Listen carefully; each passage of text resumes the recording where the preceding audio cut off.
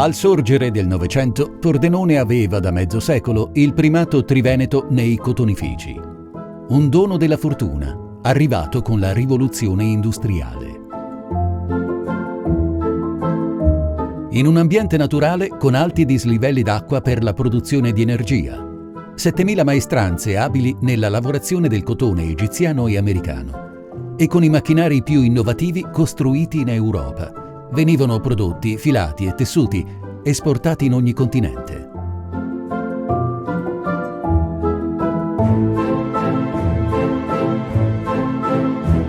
Con i cotonifici era arrivata una nuova fiducia nell'esistenza, più profonda di quella del mondo contadino, affidata alla volubilità della natura, e uno stupore verso queste grandi imprese umane, capaci di far vivere migliaia di famiglie. Uno stupore che non lascerà più la città. Lungo 3 generazioni i salari erano stati da sopravvivenza, con 12 ore di lavoro al giorno in ambienti polverosi e umidi. La vita sociale si era trasformata profondamente. I cotonifici avevano costruito asili, scuole elementari, mense, ambulatori medici, case di fabbrica. Erano state fondate cooperative di consumo e la società operaia di mutuo soccorso. Una prima assicurazione a favore degli operai era stata stipulata nel 1884 dalle Ceramiche Galvani. 3 anni dopo il cotonificio Amman apriva un fondo pensioni. Gesti che appartenevano ancora alla filantropia di industriali illuminati, come era stato nel Settecento. Questo spirito paternalistico si era scontrato la prima volta nel 1887 con lo sciopero delle tessitrici di Porcia per la riduzione delle tariffe a cottimo e con i licenziamenti legati alle innovazioni tecniche. Sopra questo nuovo gruppo sociale di 7.000 tessili, per 3/4 donne, erano apparsi lentamente gli ideali socialisti e le leghe di miglioramento, fondate a Torre nel 1902.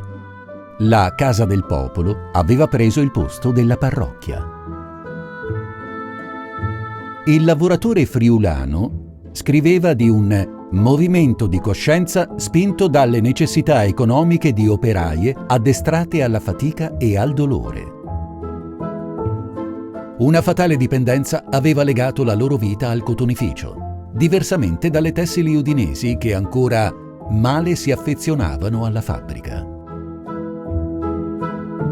Il lavoro non era immutabile come in agricoltura. I miglioramenti tecnici rendevano l'occupazione insicura. Una nuova solidarietà operaia aveva lentamente trovato legittimità nello Stato liberale.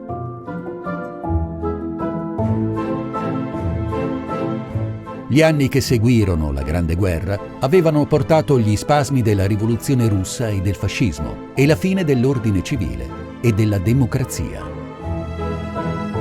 L'industria tessile, entrata nel 1927 in una congiuntura negativa, aveva ridotto i salari di 1/4 e a Pordenone 1.300 lavoratrici erano state licenziate.